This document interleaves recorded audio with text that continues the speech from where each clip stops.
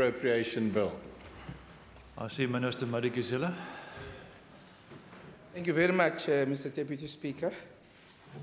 Honourable Premier, the Leader of the Opposition, Cabinet colleagues, Members of Parliament, all the mayors, deputy mayors, councillors who are here, all our human settlements entities, and our partners, our service providers, distinguished guests, ladies and gentlemen.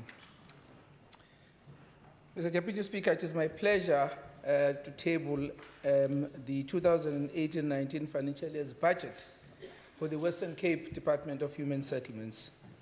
We will be spending 7.7 billion rands in the next MTEF period. The construction sector is the second largest contributor of GDP and economic growth in the Western Cape, which uses a lot of water. And that is why we are very concerned with the current drought experience in our province, Mr. Deputy Speaker. My department has come up with innovative ways to heed the call to save water by using non-drinkable water in order to keep the economy afloat. We want to thank the people of Cape Town for heeding the call to reduce water consumption in order to avoid day zero, which is a reality we are facing due to the worst drought ever this city is experiencing. We also want to thank the farmers from Elgin Grabo, who offered some relief to the people of Cape Town by donating some of their water from the private dam, which slightly increase our dam levels. If we continue to save our water as we have been doing, day zero can be avoided this year, we are told, Mr. Deputy Speaker. So, Deputy Speaker, just yesterday, I was in Hermanus in Overstrand Municipality, where thousands of people took to the street, damaged property, and brought that whole town to a standstill, protesting for access to land and service delivery. And I want to thank the constituency head of that area, Mr. Masizole Mngasela, who was part of that whole saga. And I also want to acknowledge the presence of Honourable Member Doug Moore. Now, there's a reason why I'm not thanking him, and I'll come to that at the end. But I do want to acknowledge his presence yesterday. Also on Saturday, Mr. Deputy Speaker, I was in Kukuletu to deal with the same situation. In all these areas and many other areas, the protests are characterized by violence. Roads were barricaded. I never ran away from any area. Roads were barricaded and properties burned down. So, Deputy Speaker, we do not condone lawlessness and violence, but we must address genuine issues raised by the people while condemning those who have hijacked these protests for ulterior motives. Now, talking about ulterior motives, and that's the reason why I'm reserving my comment when it comes to the Honourable Member Doug Moore at the end. Backyard dwellers often feel they are treated like unwanted stepchildren by municipalities when it comes to housing allocation, and the attention is often given to shack dwellers. I have repeatedly warned against this, and it must be addressed because it undermines the principle of first come, first served on the housing demand database. I have committed to intervene and work with municipalities to address this situation. Mr. Deputy Speaker, I have no doubt in my mind, and this has been confirmed by a number of other analysts, that these protests were sparked by the EFF's motion supported by the ANC to expropriate land without compensation, with the hope that, this will increase their votes in 2019. That's why we as a Democratic Alliance rejected that motion, because it will not expedite land reform as it is suggested. Mr. Deputy Speaker, this government, and I want to make it very, very clear up front, this government supports and is fully committed to land restitution and land redistribution. South Africans who were dispossessed of their land must be given their land back, and this is our commitment as this government. We also want to reiterate the call for land redistribution to be fast-tracked, which unfortunately has not been the case due to the failures of the national government. The Department of Human Settlements is not only building houses, Mr. Deputy Speaker. It creates wealth by ensuring that people are part of the property market that is worth 6 trillion rands in South Africa currently. It is also a conduit for land reform. Since 2009, my department has issued 91,000 title deeds to people to ensure property and land ownership. This is a very important step to address the injustices of the past for those people who were dispossessed of their land. And since 2009 to date, we have delivered more than 166,000 housing opportunities. That translates into about over 18,000 housing opportunities per year and about 348 housing opportunities per week. Mr. Deputy Speaker, we must make it very clear, as this DA government, why we oppose to that motion. It is our view and the views of many sober-minded South Africans that it is not Section 25 that is stalling land reform in South Africa, but it is the government's inability to implement it. This was confirmed by a high-level panel report released in November last year, chaired by the former President Kgalema Motlanthe, who cited capacity constraints, corruption, and maladministration as the reasons why land reform is stalled. It's not Section 25. Now, the second reason, Mr. Deputy Speaker, we are opposed to this motion is because this motion says all land and property must be expropriated and be kept by the state. Now, Mr. Deputy Speaker, this undermines the effort to economically emancipate black people in particular by taking away their right to own property and subject them to the state tenancy. What is even more worrying is the current state that cannot be trusted, given that almost all state-owned enterprises are mismanaged and running at a loss because of looting that has been allowed by the ANC government to continue at those SOEs. Now, since 1994, Mr. Deputy Speaker, 90% of the land recipients through land restitution and land redistribution have sold their land back because government has failed to provide the necessary skills and finance that they need to make sure that land becomes productive. The fourth reason we are opposed to this motion is because, even according to the former minister, this is about land, and land is crucial to our work as this department to be able to provide homes. According to the former Minister of Rural Development and Land Reform, when answering a question in Parliament last year, she said there are more than 6,600 land claims that remain unresolved. Some experts are putting this figure much higher than that. Now, Mr. Deputy Speaker, there are more than 4,300 government-owned farms that are yet to be distributed to poor South Africans by this government, and that has not yet happened.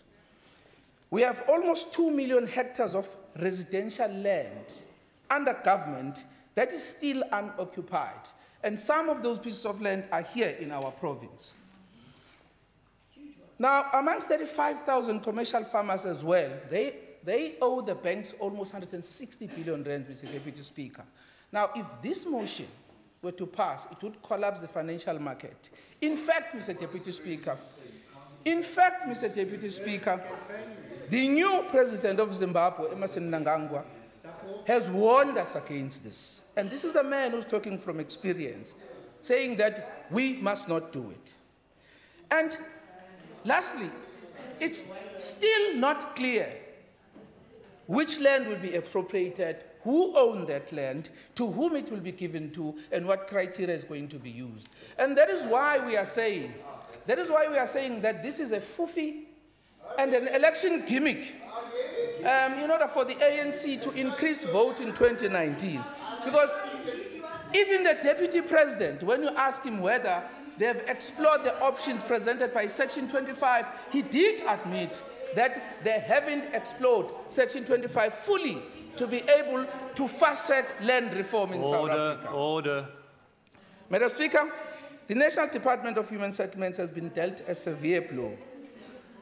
We have suffered the second biggest budget cut, as indicated by the former Minister of Finance, Malusuki Gaba, because of other pressing needs of government.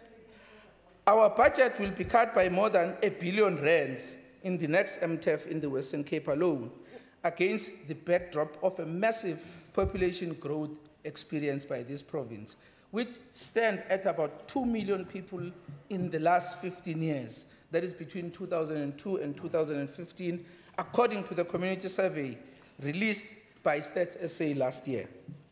Our backlog continues to increase despite our continued delivery, which is a phenomenon across the country, especially in Western Cape and Gauteng.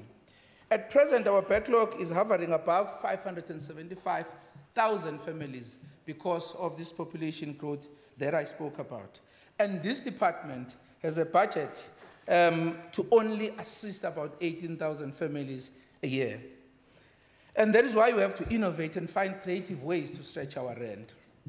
The department is working with its partners in the social housing sector to make affordable rental housing available to people earning between 1,500 and 15,000 in Cape Town and metropolitan area. The result was a credible pipeline for social housing stretching from 2018-19 to 2029 and 30, with the promise of delivering over 26,500 units with a planned budget of just over 7 billion rands that will be funded by a consolidated capital grant. Projects are planned in, amongst other areas, Brooklyn, Otri, Salt River, Heideveld, Montclair, and Zonneblom. I'm also proud to announce that I have recently confirmed the department's support for a development of a project in Pine Road, Woodstock, intended to yield 226 social housing units. This will be undertaken in partnership with SOCO, an accredited social housing institution. The department will also assist the City of Cape Town in development of a site in Pickwick, Salt River, for transitional housing purposes. It is also worth noting, Mr. Deputy Speaker, that Conradi, which is now categorized as a catalytic project, with over 3,600 units for various types of residential income categories as a form of tenure. The Conradi project is currently in the planning stage and scheduled to move into construction in the following financial year. Deputy Speaker, let me also mention that Bella CBD is in full swing in terms of construction, and I think I will touch on that in detail much later. I must also indicate that the Western Cape Department of Transport and Public Works is will be implementing Helen Bowden project. Don't rely too much on that. They can't even fix a lift. Honorable members, you will recall that when presenting the Human Settlements budget last year, I indicated that our department was strategically moving away from implementing small, sporadic housing projects to prioritize the upgrading of informal settlements, unlocking opportunities in the affordable or gap market, and ensuring that attention is paid to the most deserving beneficiaries. In practical terms, this approach meant that we were committing ourselves as on an unusual trajectory in the delivery of human settlements in the Western Cape. Within this overarching strategic approach, my department identified catalytic and provincial priority projects for rigorous implementation. Furthermore, to achieve the objective as stated above, my department had already finalized the development of various policy frameworks, which amongst others include the Human Settlement Strategic Framework, Informal Settlement Support Plan, and Partnership Strategy, with its primary aim being to harness cooperative relationships. During my budget of 2017-2018, I informed this House that the department concluded the Western Cape Informal Settlement Support Plan, a transversal plan which provides a clear roadmap on how to address the challenges faced by many people who are living in informal settlements in a systemic way and collectively across sector departments. True to our commitment, Mr. Deputy Speaker, to accelerate interventions to informal settlements, we are now pleased to inform this House that the department has since allocated funding to 60 informal settlements to be upgraded under the Upgrading of Informal Settlements program across 14 municipalities in the province, including high growth potential towns such as Paarl, Grabo, Robertson, Heidelberg, Ceres, and Mosselbaai. Efforts between my department and municipality to turn the tide on the informal settlements have been made, and we are starting to bear fruit as some of the informal settlements projects have seen progress from mere identification to packaging, and some have even advanced to implementation with contractors on site. When concluded, Mr. Deputy Speaker, approximately 100,000 household quality of life would have been improved. Furthermore, my department has appointed 8 non-governmental organizations, very, very important sector, that will be working with this department to assist us in these areas. These NGOs have been contracted to assist in conducting social facilitation and mobilization, community surveys, data collection, skills development, conflict resolution, networking, and brokering in the following municipalities. Because these are the people with the correct expertise to assist us, particularly in those areas. They have years of experience.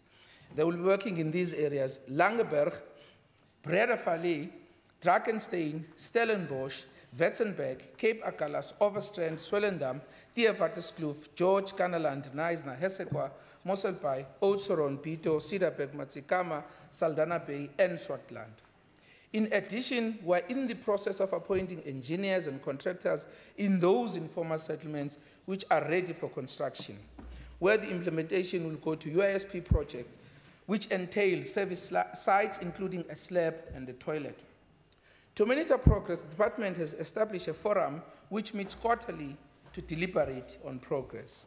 Over and above improving the quality of our people in these settlements, Mr. Deputy Speaker, the program will create job opportunities for people, decrease diseases associated with lack of proper water and sanitation, and eradicate environmental degradation. Mr. Deputy Speaker, while the affordable housing initiative in the Metro is continuing, planning for the acceleration of affordable housing outside of Cape Town is also gaining momentum. Social housing restructuring zones have now been gazetted in 11 non-metro leader towns. These sites will provide significant impetus within key central rental housing precincts. Municipalities are now focused on establishing formal social housing partnerships which will facilitate sustainable relationships through streamlining access to resources. 53 projects entailing approximately 11,732 units are now in the pipeline. The first social housing project outside the metro, comprising of 360 units, will break ground as part of an integrated development of Dal Josaphat in the Drakenstein municipality, where my colleague, member Davids, reside within the next financial year.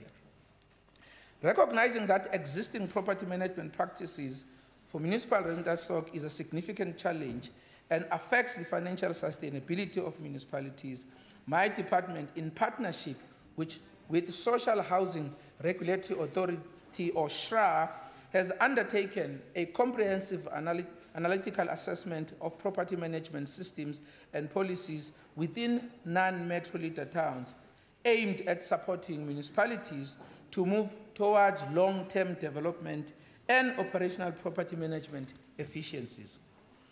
Under the finance-linked individual subsidy program, Mr. Deputy Speaker, qualifying beneficiaries obtain mortgage finance from registered financial institutions and simultaneously access the fleece subsidy, which results in reduced monthly home loan installments. Home ownership for our people is thus made more affordable through this subsidy. Because the success of this program hinges on potential subsidy beneficiaries accessing mortgage finance. The department is in the process of introducing a pilot housing consumer credit readiness initiative. Because the biggest problem that we have, Mr. Deputy Speaker, in that particular sector is that many people are heavily indebted, and that is why they are struggling to be assisted. The intention of this initiative is to assist in rehabilitating those consumers who are unable to access bank finance due to impaired credit records, as I just said. This initiative uses period while the property is being developed to get the potential homeowners with a blemished credit record to become credit ready. Consumer education on home ownership and housing finance are thus critical components of this initiative. The general high prices of housing in the secondary housing market and high development costs in the primary market of the Western Cape have put the dream of home ownership outside the reach of most of our people. To address this, the department is currently exploring different housing typologies in different density settings that would be affordable to the bottom half of the middle to lower end of the housing market. The aim is for the department to come up with an affordable, incremental starter housing unit in a densified development which comply with all technical requirements of quality assurance bodies and financiers.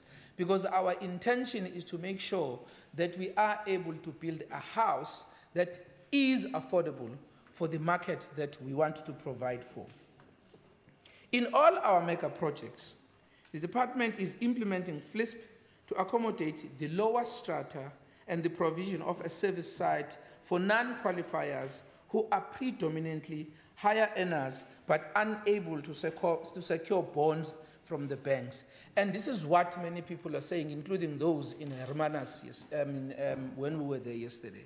Because people are saying, we understand that the government has a lot of pressures and the government cannot provide homes for all of us. All we need is for government to provide land, service this land, and make sure that we can access that land. And I think this is part of that. In all our mega projects, the department is implementing FLISP. In fact, I've touched on that. To this extent, I'm happy to indicate, Mr. Deputy Speaker, that discussions with individual financial institutions have now been concluded, and a formal memorandum of understanding, MOU, has been entered into with 5 banks, and that is FNB, ABSA, Standard Bank, Nedbank, and Home Loans, in order to assist us to deal with this particular problem. The purpose of this agreement, members, is to unlock housing finance for the lower end of the housing market. In addition, is to assist, support, and enable the affordable gap market. I have now signed a policy for utilization of non-secured loans to enable beneficiaries to contribute directly through saving schemes. As we know that South Africa has a very strong culture of saving. The last time I checked, in fact, in terms of the study that we did in 2014, South Africans at the market through stokvels were saving over 44 billion rands a year. So we want to tap into that culture of saving, and also through employer assistance and pension-backed schemes. Because if you talk to the unions are saying, we have a number of members who do not own homes. How do we partner with the department and use some of their pensions so that they can be able to own these homes? Furthermore, the department has enhanced its land release program and made a number of land parcels available for the development. In this regard, the department has availed 16 pieces of land constituting 133 hectares with a potential yield of 9,951 housing opportunities, which include FLISP, social housing, military veterans, BNGs, and open market. Deputy Speaker, you will see in the budget vote book that we have made a significant allocation to the implementation of at least 7 catalytic and 7 provincial priority projects during the MTEF period, ending 2019-20. These 14 projects are expected to yield over 100,000 housing opportunities when completed in 2022. Currently, they are at various stages of implementation, which ranges from planning, environmental processes, design, provision of bulk infrastructure, and internal services. And some have commenced with construction, as we have seen in Bela, as we have seen in Forest Village, as we have seen now as well in Transex, in Worcester, and as we have seen now as well in Flackeland in Par. These catalytic projects are the Southern Corridor Integrated Human Settlements Program, a joint initiative with the City of Cape Town to upgrade informal settlements near and along the airport precinct, Mr. Deputy Speaker. This project has huge transformative potential for the informal settlements communities of Barcelona, and all these, when I talk about Barcelona, people must not think Spain. These are all the informal settlements next to the airport, your Barcelona, your Xaxa, your Vukuzenzele, Kanana, Kosovo, Thabo Mbeki, Tsunami, Lusaka, Taiwan, and Europe. Now, these will provide 51,540 housing opportunities, which will include, I need to emphasize this, backyarders from Kukuletu and surrounding areas. The Southern Corridor is making good progress. Where we are now, people are commenting on the designs, which is a massive progress. Transex, an initiative in the Breda Valley municipality, will yield 8,873 housing opportunities, of which construction of bulk and internal services is currently underway as we speak, Mr. Deputy Speaker. If you go there, you will find Transex, that project piece, and construction on top structures is to commence very, very soon. Temberley Fontaine and Wilderness Heights Initiative, where's Mr. Tagmo, in George, in the Eden region, will yield 10,281 housing opportunities and are currently at different stages of planning and construction. In fact, I was just told now by the HOD that already service providers have been appointed in Temberley and Fontaine. Bela CBD initiative in the City of Cape Town will provide mixed-use, high-density and different income level residences, yielding about 4,188 housing opportunities and currently at different stages of construction. Flackeland, an initiative in Drakenstein municipality, will yield 2,653 housing opportunities, and construction of bulk and internal services is also currently underway, Mr. Deputy Speaker. These mega projects are purposefully planned and developed to provide for the housing, social amenities, and economic opportunities for our communities. Secondly, they will provide mixed housing typologies and security of tenure, more importantly, because we want people to own their properties, not to be the tenants of the state. To this end, we are currently responding to key elements that must be addressed to ensure that successful implementation of our catalytic projects and provincial priority projects. The most critical of these elements is the provision of bulk infrastructure. Bulk infrastructure is required not just for the housing, but also for the social and economic infrastructure that makes up a mega project. Another critical element, Mr. Deputy Speaker, that will ensure success in the execution of our project is the availability of financial resources. I am fully aware of the equally important competing demands on government's financial resources which impact on the funding which can be made available for human settlements development.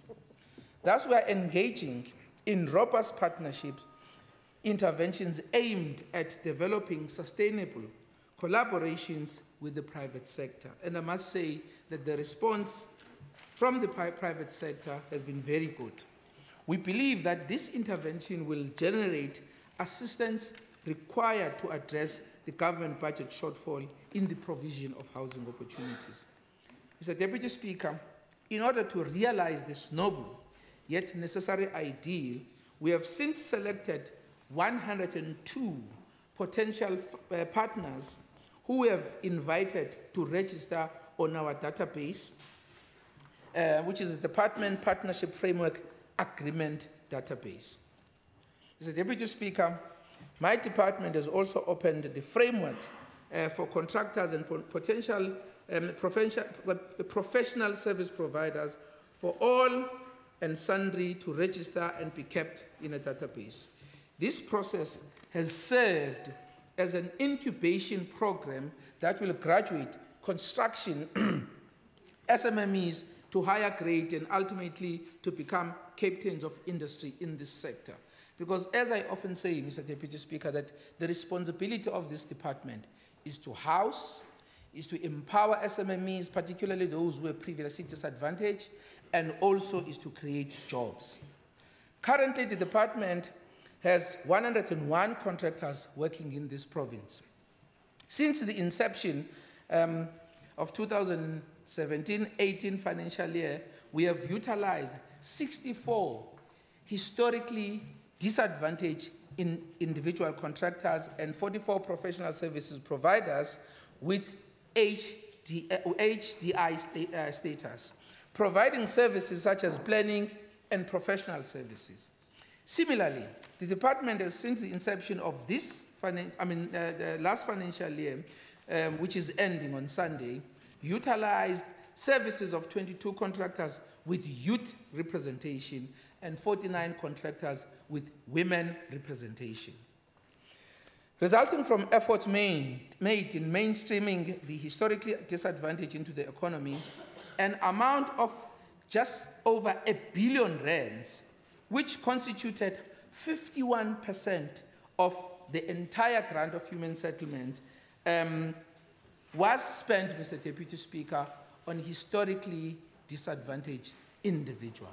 Now, this is what transformation is about, because we are not only paying lip service to this, we can demonstrate it because we have consistently increased the number of HDI contractors who are doing business with us, and we've also increased the value of funding that we are spending in those HDIs. We are now standing at over 51%, which is commendable indeed.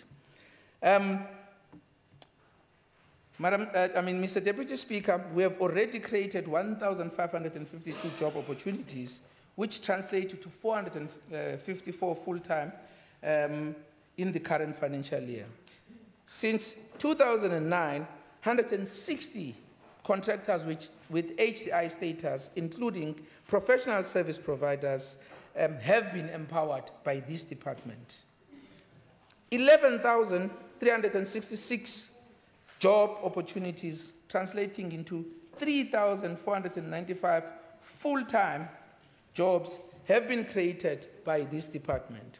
Indeed, the Western Cape Department of Human Settlements has turned the Western Cape into a construction site, and in the words of my HOD, it rocks. We practice what we preach. Yeah. Deputy Speaker, this department looks after the monies allocated to it very well. Despite the issue raised by the Auditor General on the empowerment indicators during our financial year 16-17, the department still received an unqualified audit opinion, which is preceded by the fact that 3 financial years before, 13-14, 14-15, and 15-16, the department received clean audits. The Western Cape Department of Human Settlements also won the Best Performing Province of the Year in Human Settlement Delivery at the National Government Begi Awards. Yep. I want to conclude, Mr. Deputy Speaker, by saying that I am confident that our strategic approach and key interventions that I have just outlined will drastically increase our delivery of human settlements to our people over the MTEF period, starting with this financial year. I am confident that we will work together with our partners from all the sectors who are here today, and I want to thank you very much for coming out in numbers, create a better life for all through fulfilling our constitutional mandate to provide access to housing for our people. Yes, Mr. Deputy Speaker, we are facing many challenges, and I'm sure my colleague, Honourable Member David, will highlight those challenges, and she's correct. But our commitment to improve the lives of our people has evidently not wavered, as you have heard from what I've just said. Mr. Deputy Speaker, I'd like to thank the Chairperson of the Human Settlement Standing Committee, Mayor Matlodi Masego, and all the members of the Standing Committee for constructive manner in which they engage this department.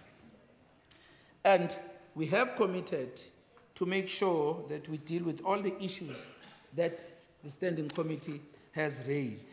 I also want to thank the HOD of this department and his entire team, Mr. Thando Mguli, for sterling work that they are doing under very, very difficult conditions.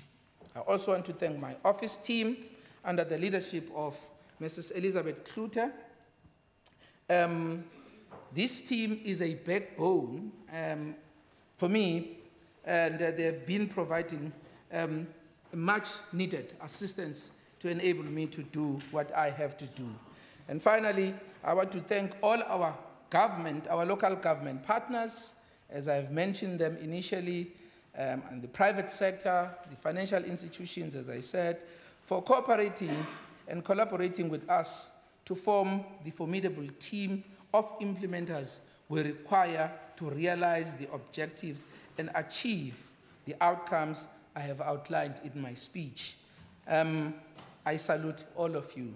Mr. Deputy Speaker, I would like to table the Department of Human Settlements budget vote. I thank you.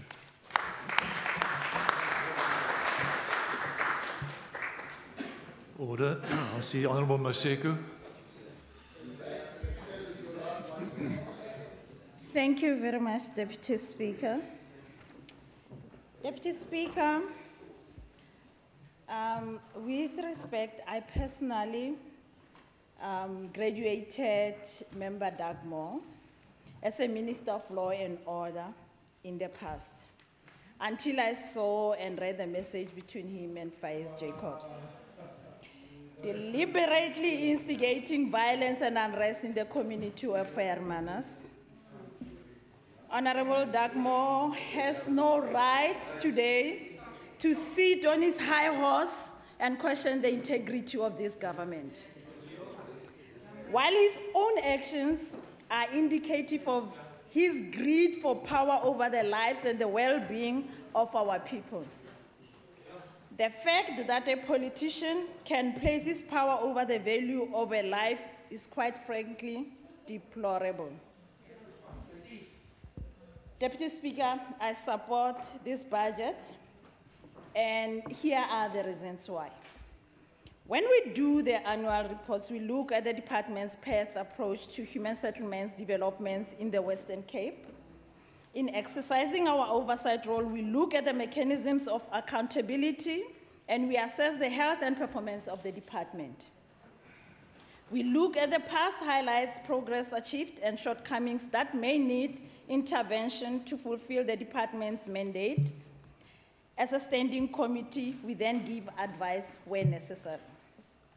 Deputy Speaker, the department derives its mandate from the Constitution, the Housing Act of 1994, subsequent legislative measures, the National Development Plan, and the electoral mandate. This budget narrates the comprehensive plans and the deliverables in pursuit of quality services for our communities.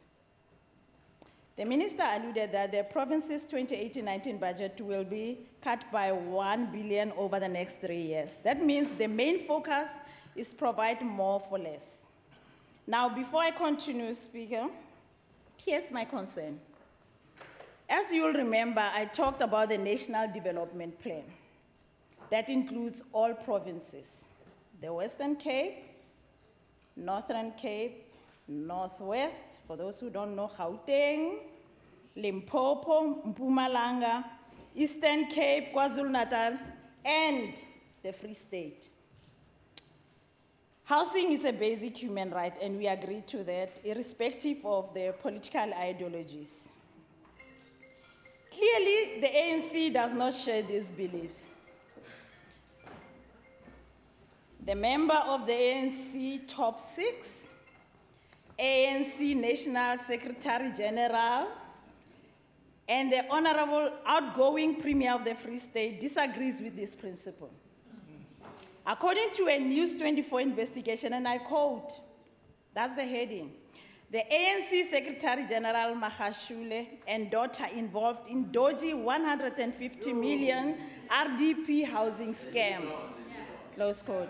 This is utterly pathetic for a party that claims to prioritize the poorest of the poor in our communities. This scam started in 2012 through to 2017. The 150 million that was allocated to build 1,050 RDP houses only built 198 houses, of which 138 are occupied. Deputy, my deputy, this is indicative of the party that the ANC today, an outdated revolutionary movement stuck in the past and riddled with corruption. The ANC always says you can't drink clean audits, but the dirty audits have left the people of Free State out in the rain. The DA-led Western Cape puts the development of sustainable integrated human settlements first. This department will give residents access to better socioeconomic opportunities where they live. This is the vision of the budget, which will be spent over 2.3 million on housing opportunities in the 2018-19 financial year. Everyone has the right to adequate housing within the state's available resources. You need only to refer to Section 26 of the Constitution of the Republic of South Africa to see that. Unlike other ANC-led provinces, the DA-led Western Cape, with its available resources, goes beyond just delivering on houses and instead constantly exceeds its delivery targets. Despite a 1 billion budget cut over the next 3 years, the budget for the 2018-19 financial year of just over 2.3 billion will provide 20,000 housing opportunities. Deputy Speaker, this time I want to congratulate the HOD, and I'm saying this because usually I congratulate Minister Madikizela only. Now, I'm doing it this way.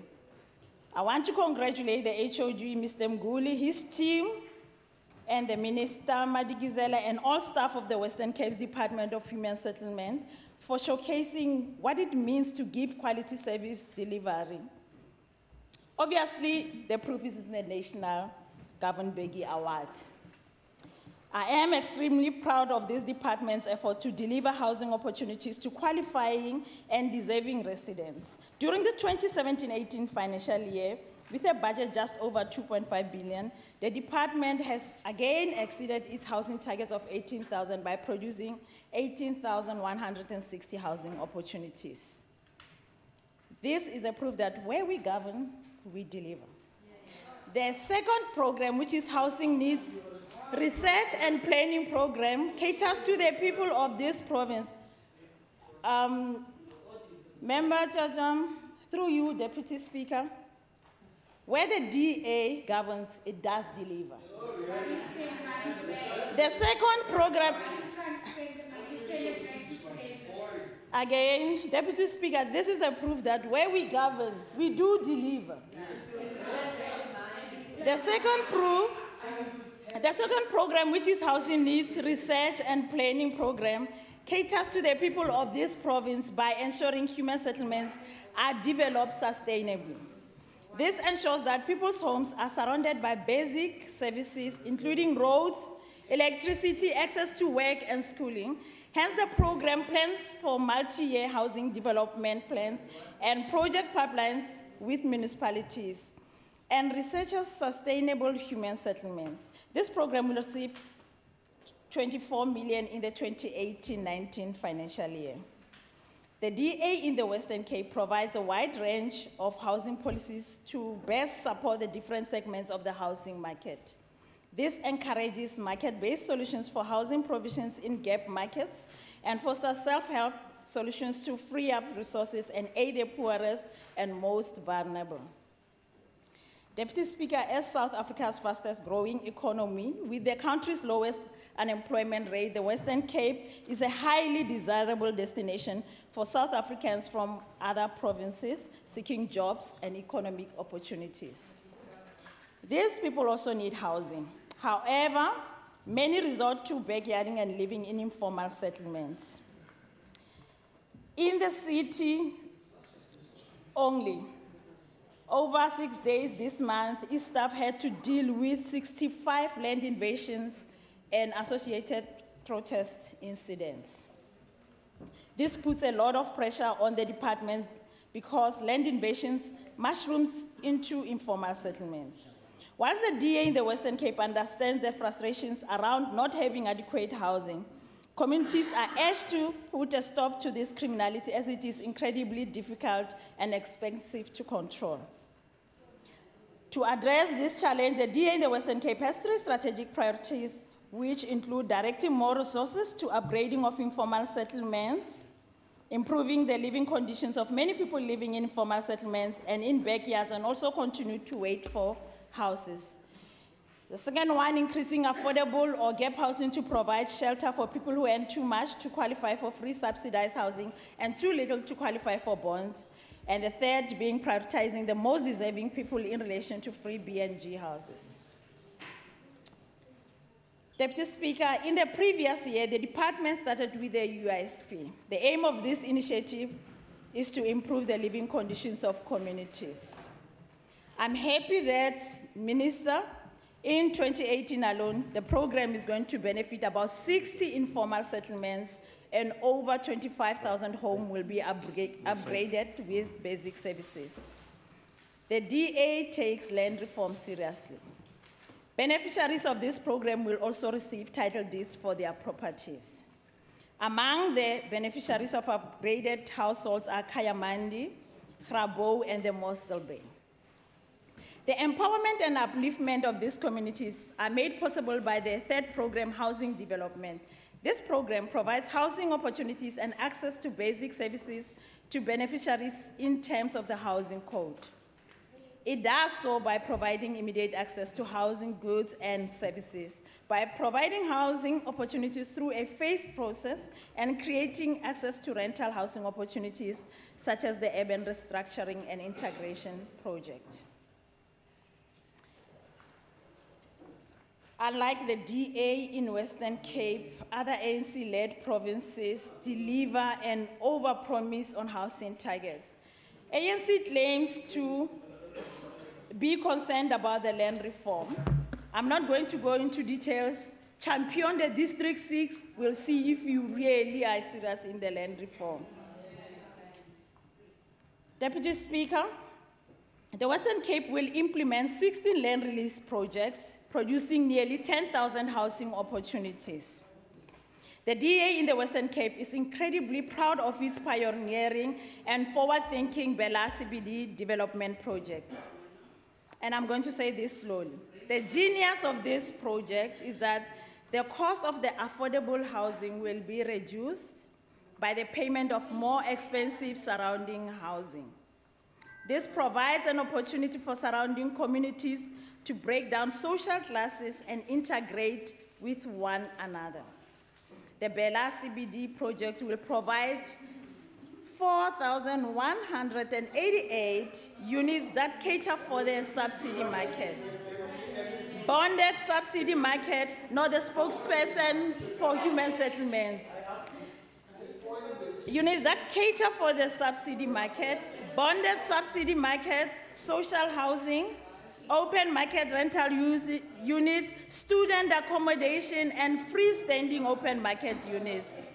This initiative goes further and brings an essential 550 beds to the regional hospital, day clinic, and ambulance services to the heart of this community. Again, Deputy Speaker, the DA delivers. Our successes do not stop there. Through the Better Living model, the former Conradi Hospital, and Minister didn't just brag about this, I'll do this on his behalf, is being developed into a mix of social and open market units. It will provide over 3,600 housing opportunities. The DA in Western Cape has been enormously successful in its public-private partnerships, as the City of Cape Town has allocated 223 million and developers have allocated 174 million to the development of housing at the former Conradi Hospital. Order. The DA takes land reform seriously. Over the next 3 years, this DA in Western Cape has committed 160 million to title deeds. And why does this matter? This allocation will ensure that during the 2018-19 financial year, 7,000 new title deeds will be provided. This ensures that individuals are given ownership of their property, where they can be given a sense of ownership to their properties. Deputy Speaker, it will not be possible to redress the historical injustices that denied so many from housing opportunities without the fourth and the final program, the Housing Asset Management Program. It provides for the strategic, effective, and efficient management, devolution, and transfer of housing assets. This will be achieved by providing maintenance to housing properties, allowing for the transfer of ownership and securing land. In the 2018-19 financial year, this program will receive 36.789 million. Come on. Where the DA governs, Member Polisa, we deliver. In fact, Deputy Speaker, through you, our HDI contractors are included in this industry and sector. During the 2017-18 financial year, we directly and effectively allocated 1.2 billion to these contractors. I was particularly pleased that Bismol Construction, a female-owned construction company, won the 2017 Provincial Governbegi Award. It was awarded for being the best woman contractor. The DA in the Western Cape's target for HDI inclusion is 30% and includes women and youth. To ensure this is fully implemented, the DA in the Western Cape imposes a 10% fine on contractors and subcontractors who do not comply. In conclusion, Deputy Speaker, it is quite clear that this DA-led Western Cape government's budget is for the people as it redresses past injustices whilst creating public value. In conclusion, Deputy Speaker, it is quite clear that this DA-led Western Cape government's budget is for the people as it redresses past injustices whilst creating public value. Deputy Speaker, the DA supports this budget. I thank you.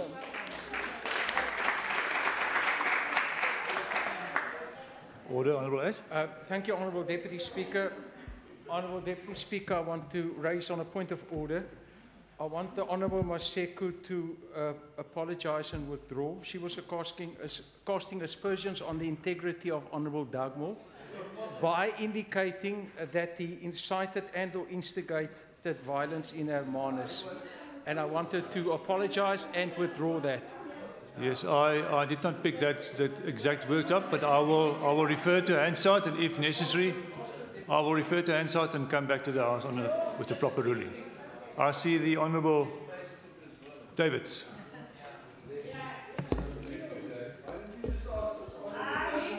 Okay. Thank you. Order, please come to order. Order. I want the Honourable Davids to proceed with the speech, please. Thank you, Deputy Speaker. Deputy Speaker, violent housing protests continue to rock this province right now as we discuss the budget that is supposed to help the poor to get proper housing. Who fuels this uprising? It is the very unpatriotic DA that sends a mass of SMSs to the residents telling them property will be taken for free and continues its old national apartheid strategy of swart gevaar or black danger. The DA spread that propaganda. It is so rich of the DA to now try and blame shift. It usually last-ditch defense, like the Honourable Member Maseko just did now of blaming Member Cameron Duckmore for what happened in Hermanus yesterday. That was a legitimate process directly related to a DA failure in Overstrand to release land for housing. Disregard for backyarders from Zwelisle, Houston, and Mount Pleasant. A land audit was completed 8 years ago, Member Maseko, by the DA government in Hermanus. Yet this DA council had resisted making public land available. Instead, they have entertained proposals for golf courses on public land. They have sold off-scope hook land to private developers right next to Zwelisle. They sold also 60 hectares for only 5 million rand. As the ANC, we are happy that Minister Mafeketo sent her officials to Hermanus today. We call for national intervention in Overstrand. We want our Minister of Kokta, Land Affairs, Public Works, Environmental Affairs, and Human Settlements to intervene. The DA has failed the people of Hermanus. We do not trust them to end apartheid spatial planning and release land for housing. We call on all our branches and councillors of the ANC to assist us that the land audit be made public, that we can identify land release and build houses. This is a campaign we must lead and drive in terms of our policies, the policies of the ANC. We must also look and allocate private land and consider such land for expropriation in the public interest. We must stay disciplined and focus and insulate criminal elements who thus regret our campaign. We will be part of the community established today and push until we have released land and built houses for the backyarders. You claim to care for the backyarders, but your own municipality is selling municipal land to the big developers and not building houses for the people. Yeah. The DA continues to play with the emotions of our people on waiting lists and backyarders as backlogs grows, but the DA does not really care about them. It is evident in this budget that the DA is more worried about the higher-end housing. Poor and ordinary people are not on the DA's priority list. This budget proves it. The DA shade of blue budget book reveals the true DA. The ANC also thanks the national government for allocation of more than 50 million rand in this budget for the process to transfer, Honourable Premier, listen good, to transfer title deeds to qualifying people. The ANC care that the people must have title deeds. This just shows the ANC really care for the poor. Another worrisome mark of the DA is the fact that the threshold for participation of historically disadvantaged individuals, including women and youth in construction, seems to have been lowered to only 50%. The ministers talk about, yes, we have a woman in construction, but he also said that what they did is only presentation. Minister, we don't want presentation. We now want the big chunk. And I know that department can do it because this is the department that is really transformed. So they can do it. We want the big chunk. We don't want this presentation anymore of youth and women. We want the big chunk. We want them to have ownership, Minister. The unlocking of the so-called airport is by the day coming out to be an opportunity for rich developers. We just see the other day an advertisement in the newspaper that the department is looking for, and not even the Department of Human Settlement, did that advertisement. It was the Department of Public Works. So I don't know where the confusion is in there, because Public Works, it doesn't build houses. It's human settlement that is building houses. But Public Works did the advertisement of developers for the Conradi and airport and all of them, all those projects. So I want to know, Minister, where does Public Works come in to do that advertisement? As can be seen in the budget book, instead half of the development is aimed at the high-end market and the rest is mere rental stock. And we know in the Standing Committee, Minister, we said that we understand that the people, the backyarders, some of them can afford this gap housing and the social housing, but your municipalities is not linked to you. So we need, Minister, to intervene with the municipalities to get them to have the capacity to do what the department wants to do, because they are not up to scratch with the department. A small part of the 22 hectares will be used for real social housing. Even the Belhar CBD project unlocked most open market opportunities with less social housing. And we agree with Maseko that the Belhar CBD, the one of the clinic and all of those that is coming with it is a good thing. But we need to see whatever we are doing integrated HOD, it must be more houses for the poor, and then the others can follow, the open market, the social housing and that. Or other priority catalytic projects, the story of this disbursement is also not as rosy as projected in the budget book. Many so-called land release projects are mentioned, but it should be noted the budget book clearly states that well-located state-owned land will be made available to a developer. And that is my question. Why to a developer? And because it's state land. Why must we give it to a developer to develop it? And that it's also intended for non-residential use, which include businesses. That is also a problem. Let us take a closer look at what the budget book reveals on these projects. Of the 16 listed projects with almost 10,000 houses, only 2 mentions the inclusion of just over 1,200 units of social housing, and only 2 will specifically provide just over 200 units for military veterans. We want that to change, HOD. Scrutinizing the projects allocated to the developers, it's exposed that Power Constructions is part of a third of the projects. We want to know why Power Constructions is actually, they have the majority of the budget of this human settlement. And we want to know why. Because there's a lot of players in the field. Why is Power Constructions getting everything? Like we had a problem with ASLA in the past, getting everything. Now it seems you just change it to Power. Let me turn to other issues in the budget. I'm speaking out of the budget book.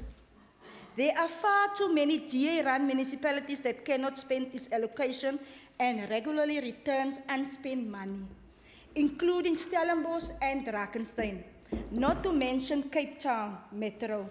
This is mainly due to the fact that it does not have the political will or the capacity to use the ring-fence conditional grants to its fullest in order to help poor people. It does not want to provide proper shelter.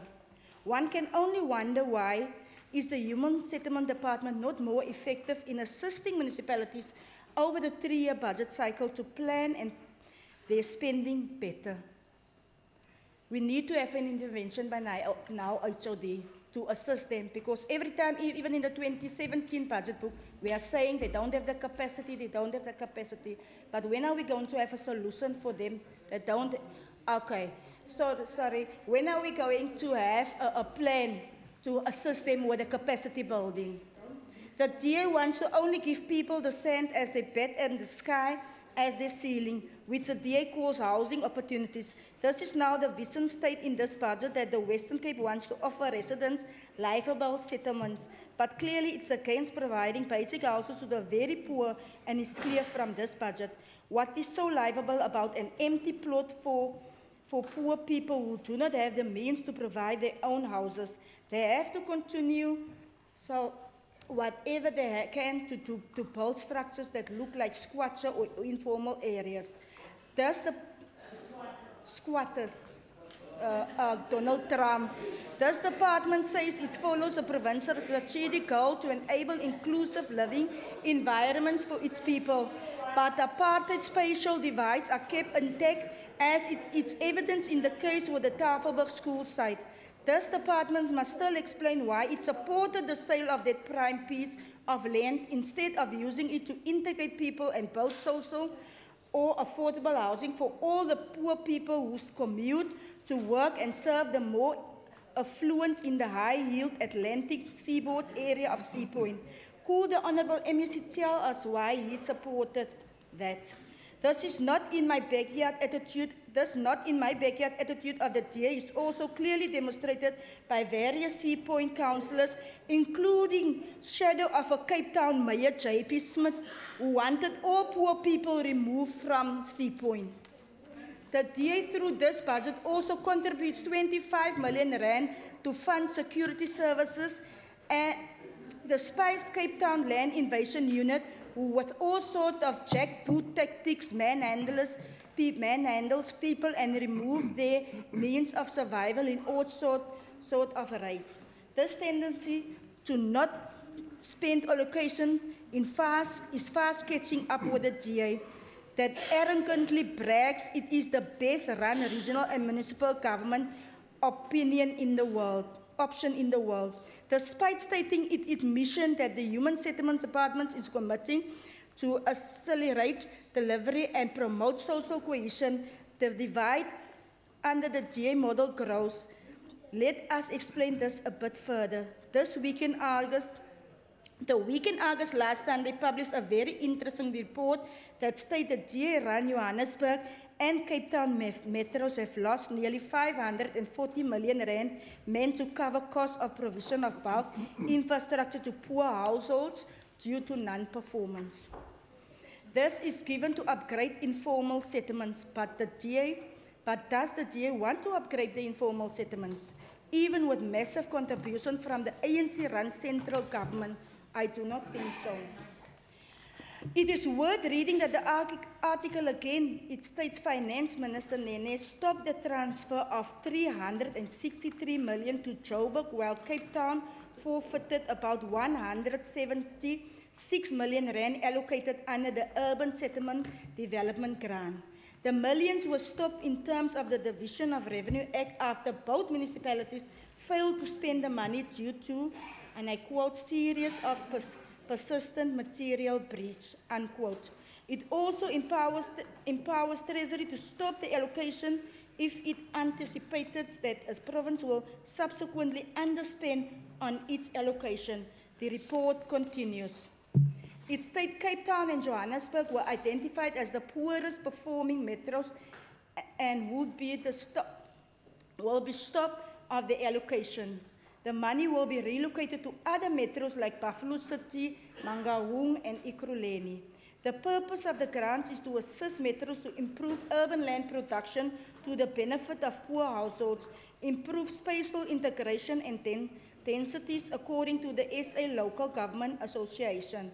What a shame that the DA does not care for the poor and ordinary people. There are differences between 2017 and 2018 figures under the budget decisions. Almost the same amount mentioned for title deeds in 2017, 47 million, and now in 2018 is 50 million, which is good because as a department they really did a lot on title deeds, and they can only improve on that with the 50 million. But less for flips in 2017 is 19 million, and now it's only 73 million. That is not good. Under review on the current financial year, the MEC spoke about Vlakkeland. I just want to say to you that the municipality is not giving you the correct report. Because if you go to Drakensberg now, it's only the Dalwasafat area where there's construction and work being done. The Vlakkeland area, die varkhokke is nog daar. Die construction gaan nie daar aan nie. Daar was 'n maat daar gewees. Die munisipaliteit amptenare is geremove van die site af. Hulle is geremove uit hulle offices uit. Hulle squat currently in die offices in Parel-Oos. Dit's nou al 2 maande. En informal settlement support to upgrade. We are speaking about informal settlement, but just the other day on the news, it was Ima Zamuyetu, that did the March minister, on promises that was made. They said from the MEC and also from Cape Town that their formal settlement will be upgraded, but it's never upgraded. And then I want to know, Minister, what criteria did the department use to identify these informal settlements that they are talking about in the different municipalities within the budget book? Your example, I want to give Ceres. Where in Ceres? Because there's only 2 informal settlements in Ceres, and that is Opikopi and in Bella Vista. Bella Vista is upgraded. It's only Opikopi that have sanitation. They have toilet sanitation, yes, but they don't have electricity, and they have streets where the ambulance and the police and everyone can go. In Drakensberg, you are speaking about Lovers Lane, Minister. Lovers Lane is already upgraded. You are speaking about Chester Williamskamp. Chester, because for me, upgrading is electricity, it's streets, and it's streets, and it's light, and it's sanitation where you can. They have those municipality informal settlements. They are already upgraded, but the informal settlements that is not upgraded is Sevendeland, Bokmakiri, New Res in Bokweni, and those ones. They are not, and they are the ones that did 3 marches so far to Drakensberg municipality, assisting that they must be upgraded, like Lovers Lane and Chester Williamskamp. And then I want to come to the catalytic and provincial priority projects, Minister. Target figures over the 2 financial years stay the same despite new projects added.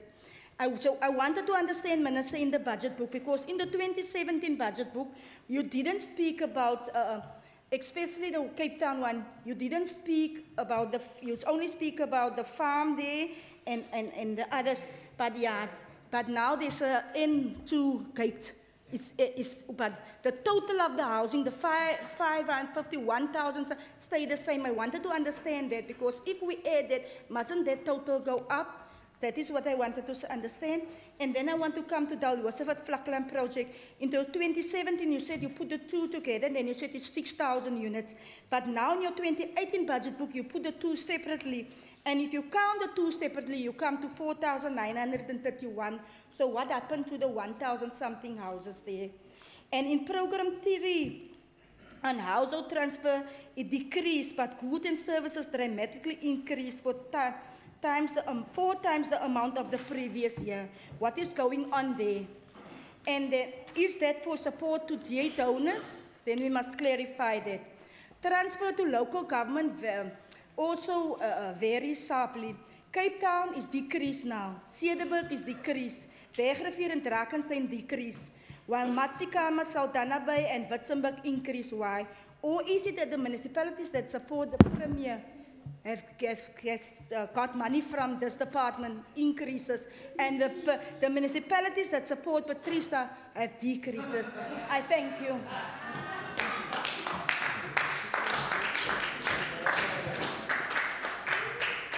Order. The Honourable Christians.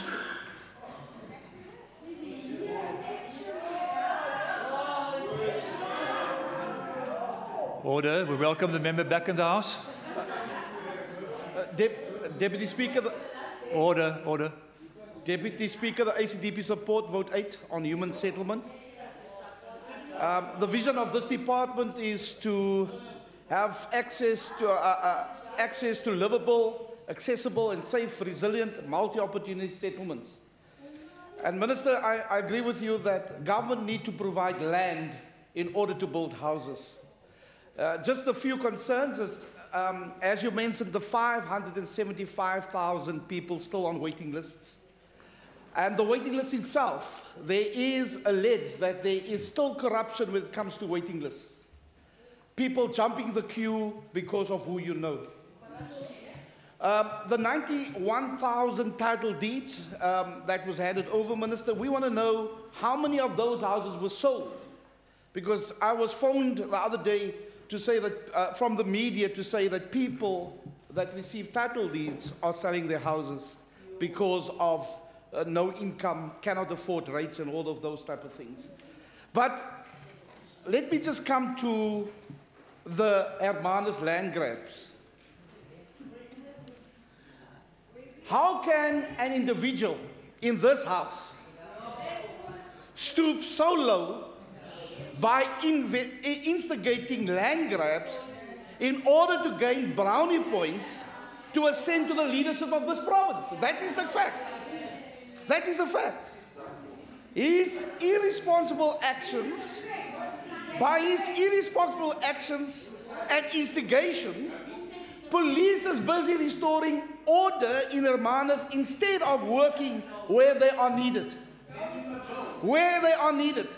So Deputy Speaker, we are concerned.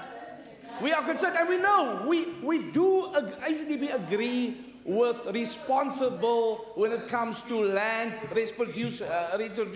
But you cannot grandstand and come for political points come for cheap political points and talk about expropriation of land without compensation. Order. Remember, your time is also expired. Honourable. Yes, thanks. No, his time has expired. Order, please come to order. I see the Minister Marikizela to reply. Mr. Speaker, thank you very much. Let me thank the members who participated in this debate. Starting with the chairperson. Chairperson, I want to thank you very much for your leadership in that committee and your demonstration of understanding of what human settlements is about. And as I said earlier in my speech, that we will continue to address the issues that the committee raises because you always raise critical issues. You keep us on our toes as the department, and I think we really appreciate your commitment to this department.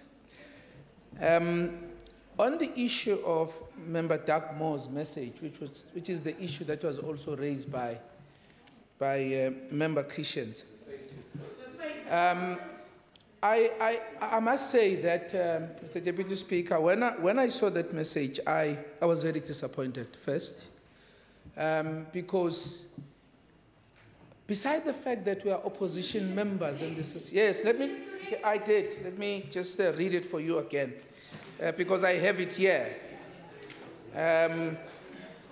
The caption of it is here. Okay.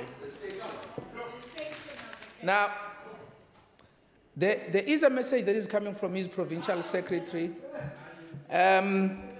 which is not very clear and is saying they need to launch a decisive campaign for land and human settlements and agriculture, etc., etc. Now, you can imagine that we are dealing with a crisis here. There are a number of protests in the province and in the country.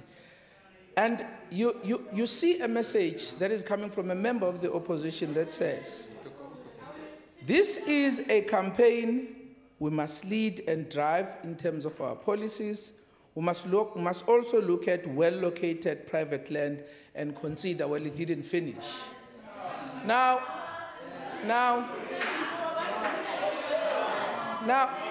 Order. Now, can I just say? Order. Can I just say this? I strongly believe, Mr. Deputy Speaker, I strongly believe that this matter. Order. I strongly believe that this matter needs to be investigated. I'm not standing here. No. Can I finish? Can I finish? Yes, because I strongly believe that it needs to be investigated. Now, can I just say this? I mean, the fact that we are so agitated proves to us that you know about this. Now, Order. Here's the point. Order. Honourable Nkondlu. Here's the point. Honourable Gillian, please allow the member the opportunity to address the House. Here's the point, Mr. Deputy. Yesterday we went to Hermanus to address a violent protest by people of Hermanus. And I think I spoke about that, and I contextualized it. I said there are two issues there that we need to deal with. The first one, of course, is that we can never condone violence and hooliganism by people who are looting shops. But the second one is the issue where we are saying we need to address the genuine concerns. Now, Hear me. We are talking here about a violent protest. Now, as I said, I'm not standing here accusing anyone, but I'm saying this needs to be investigated, because if someone is saying, if someone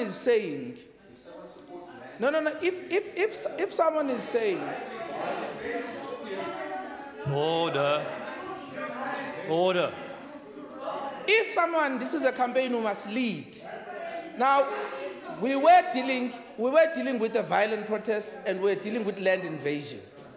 So you cannot then blame us for coming to a conclusion that the campaign that is referred to is land invasion and violent protest.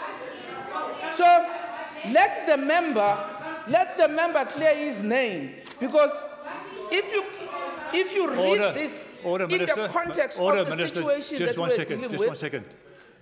Before I see the member, there's too much noise and interjections, uncontrolled, coming from the ANC benches now. I want the minister to respond, but in more silence. Member Nana, is there a question? That is exactly what you have just addressed. Thank you. Minister, you may proceed. Now, Mr. Deputy Speaker, this is very serious. In the context of a violent protest and land invasion, and one of the leaders is saying, this is a campaign we must lead. Order. Honourable Nkondlu, I'm warning you for the last time. I've just asked for silence and you immediately start talking again. Please continue, Minister. Now, if someone said this is a campaign we must lead, which is violent protest and land invasion, in how I interpret it, then I want the member to clear his name, because I view this in a very serious light. So that is the reason why I'm saying that I'm not standing here accusing this member of anything, but I find this very disturbing, and he must clear his name. And I'm in no way casting aspersion to the member, but I believe that this needs to be investigated. Now, the issue of the violent protest that Member Davids is raising. Minister, you've been interrupted by a member there. Honourable McKenzie. The Minister willing to take a question, please? Yes. Minister, prepared? Minister Madikizela, given that the message that you're talking about was clear, talking about a decisive campaign, and given the recent violence and destruction in Hermanus, a message, can you protect me, Deputy Speaker? A message coming from the ANC leadership. Mr. Faisal Jacobs, who's the Provincial Secretary, as you just quoted, and I read, a decisive campaign, and we must look for more land. Would the Minister interpret this, given the burning down of libraries, the burning down of a police station, that the ANC leadership is driving this decisive campaign? Can the Minister share with us? Would he then interpret the way I'm interpreting this message as an incitement to violence by the ANC leadership? Order. The member may continue. The Minister may continue. That is exactly how I interpret it. And I'll tell you why, Mr. Deputy Speaker. I interpret it in that way for two reasons. For two reasons. Order. The first reason is that we have a history here in this province, and the statement that was made by the ANC to render this province ungovernable. That's the first thing. Now, the second reason why I interpret it in that way is because we recently had a motion that was passed to expropriate land without compensation, which was then interpreted by some leaders of the ANC and members of the ANC,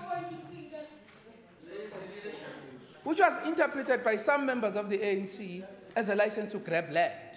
Now, if you see a message like this from one of the leaders, then you have every reason to be worried because of that particular history. Order. Now,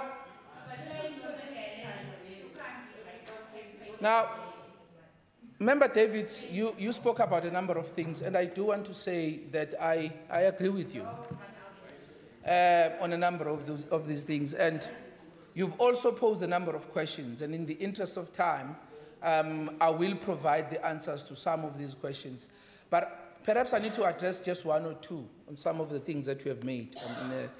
But the issue that you are making, calling on your branches, can also be interpreted to say that you are saying your branches must invade land and resort to the lawlessness from the message that we are saying. And when we are saying this budget caters for the rich. Order, Minister. Chief Whip. Very clearly, the Honourable Member Dugmore said that you're lying, which is unfortunately unparliamentary. Order, Honourable Dugmore. I didn't hear that. Did you say that? Order. Order. We've recorded it. Thank you, Deputy Speaker. It's very clear that I did clearly say, even though it was from... Please get to the point. But What I'm did you saying say? from here now, I did very clearly say that MEC Madigizela was lying. But clearly that is not parliamentary, Correct. so I will withdraw it. Thank you very much. We can continue. Member, Minister, you may continue. On the point that was made by Member Davids that this budget caters for the rich, I mean, I find it very disappointing.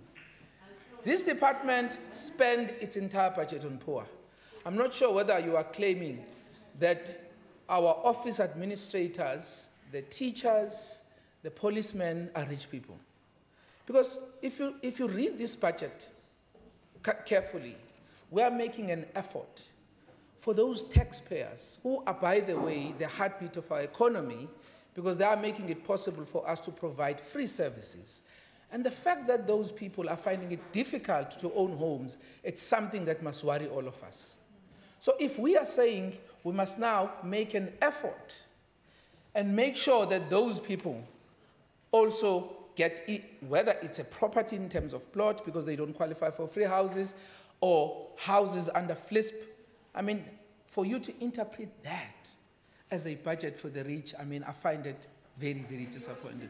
Because this department is catering for people who are earning from 0 to 15,000, and that is the policy. That is the policy of this department. So all those people are poor people. Because you deal with poor people and the working class. This is the mandate of this department. So now, public, I mean, you spoke about the women participation. I mean, I fully agree with you that we must make sure that there's more women participation in this. And you are very much aware of the efforts that we have made. In fact, part of the reasons this department received unqualified audit from Clean Audit is because of that effort. Because the reality currently is that now it's because of that effort. Now, if you look at, you spoke about SAWIC.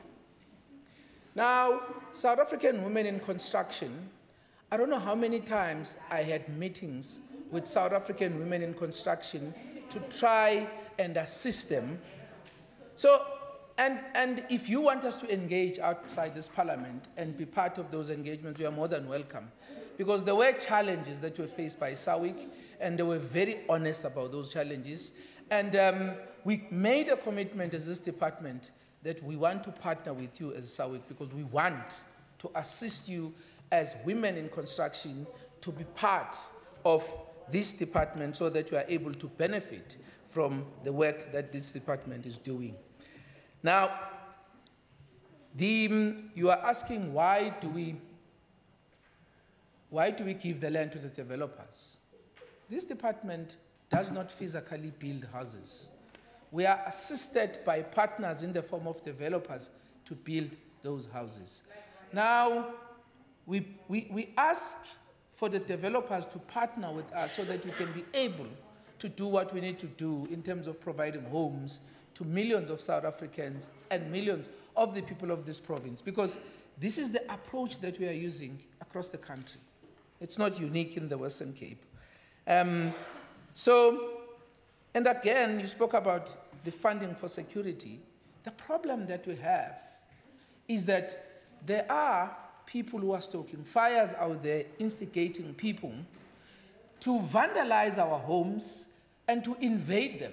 And we are left with no choice as a department but to procure the services of security to look after those houses. It's so unfortunate that we are spending so much money looking after the houses that people themselves should be looking after. So that is why we are forced to do that, unfortunately. So money lost to Treasury by those two municipalities, I couldn't agree with you more. And I cannot stand here, Member David, and make excuses for those municipalities. Because it is indeed, as you said, totally unacceptable that these two metros, with so many informal settlements that needs infrastructure, lost that money. Now, unfortunately, how that grant is structured is that it comes directly from the National Treasury to the municipalities. Now, the situation that we find ourselves in, because this concern is shared by the department nationally, by the way. All the provinces share this concern that the failure by metros in particular to spend this money effectively impact on our plans as the Department of Human Settlements nationally. And it's something that we are dealing with as the national department, because it is a concern to all of us. Now, on the upgrading of informal settlements, I can assure you that this is one of the programs that we are required to report on. In fact, all provinces report on this program to the presidency. Now, if we were to get the report of the presidency, it will tell you that this department is the best performing department when it comes to the UISP, or upgrading of informal settlement. Let me not say that myself, just get that report from the presidency. And the second program where this department is excelling is the issuing of title deeds. Again, don't hear this from me, get that report from the presidency and it will tell you that this department is excelling in terms of that. So I do want to say that we work, because you also cited some names of the service providers. We follow supply chain management processes, and those service providers are appointed by municipalities, some by us on merit. And if you want to go even further and verify that, I think you are more than welcome to really verify whether these service providers that you've mentioned were appointed on merit following due processes. So I did say that a number of questions that you have asked, I'm not going to get into, but I do want to thank you very much for your oversight role, because you are asking valid questions, and I will be engaging you to respond on some of the questions that we have asked. And in the interest of time, I would like to take this opportunity once more, Mr. Deputy Speaker, and to all the colleagues who participated in this debate, to thank you very much. And I think all of us have this responsibility to work together, keep each other accountable, because really we need to make sure that we change the living conditions of our people out there. Thank you very much, Mr. Deputy Speaker.